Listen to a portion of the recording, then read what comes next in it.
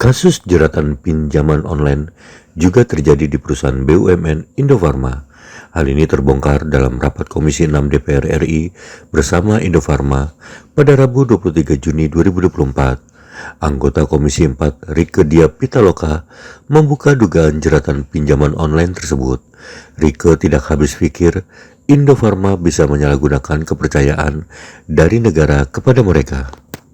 Nah, Indofarma, Bapak. Saya mungkin teman-teman mengangkat tadi sudah diangkat beberapa media.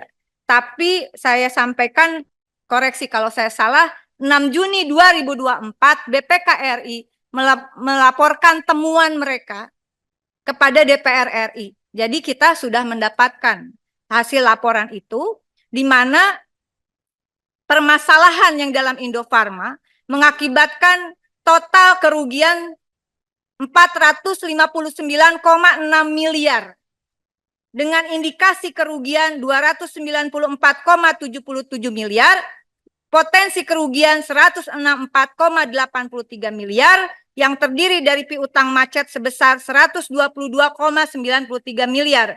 Kemudian persediaan yang tidak dapat terjual sebesar 23,64 miliar, beban pajak dari penjualan fiktif dari fast moving consumer goods perusahaan yang bergerak di bidang produksi konsumen sebesar 18,26 miliar. Kerugian tersebut diakibatkan, pasti sudah tahu, tapi karena saya juga live, karena ini juga terbuka untuk umum, karena adanya transaksi jual beli fiktif, kemudian menempatkan dana deposito atas nama pribadi pada Koperasi Simpan Pinjam Nusantara. Kemudian melakukan kerjasama pengadaan alat kesehatan tanpa studi kelayakan, penjualan tanpa analisa kemampuan keuangan customer. Dan yang terakhir, melakukan pinjaman online alias pinjol.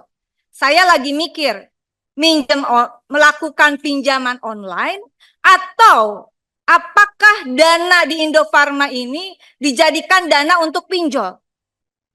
Pemodal pinjol, Bapak Ibu. Meskipun tentu ada tata kelola sendiri-sendiri di dalam BUMN farmasi, namun sudah menjadi holding farmasi. Bapak mengajukan PMN sebesar berapa, Bapak? Izin ya pimpinan, 2,1 triliun atau 2,2 triliun. PMN itu sumbernya dari APBN. Dan sebagian dari APBN itu adalah dari dividen. Kecil saja. Terbesar devisa negara itu migas. Yang kedua, Bapak, itu devisa dari pekerja migran.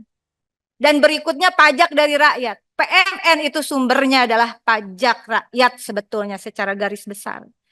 Oleh karena itu, kalau saya secara pribadi, saya merasa tidak bisa menyetujui PMN 2, berapa? 2,2 triliun rupiah dengan persoalan di holding perusahaan yang masih berantakan seperti ini. Saya ingatkan berkali-kali, termasuk di forum yang lain, apalagi ada kasus judi online.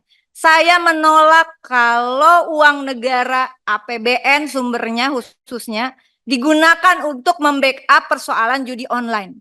Baik untuk korban, ini juga sama Pak.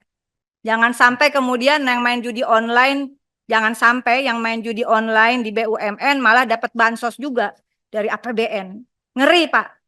Jadi saya ingatkan Bapak Ibu juga mungkin untuk karyawannya, masih ada Undang-Undang ITE, Undang-Undang nomor 1 tahun 2024 yang sering dijadikan untuk alasan kriminalisasi mereka yang terpinggirkan. Tapi mari kita gunakan Undang-Undang ITE, Undang-Undang nomor 1 2024 tentang larangan untuk perjudian online. Setiap orang dengan sengaja dan tanpa hak mendistribusikan, mentransmisikan, dan atau membuat dapat diaksesnya informasi elektronik dan atau dokumen elektronik yang memiliki muatan perjudian. Sanksi hukumnya Pak, 10 tahun dan atau denda 10 miliar. Jadi saya ingatkan juga untuk entitas BUMN, kita nggak tahu juga, barangkali juga ada di BUMN yang lain ini. Ya, belum terbuka aja.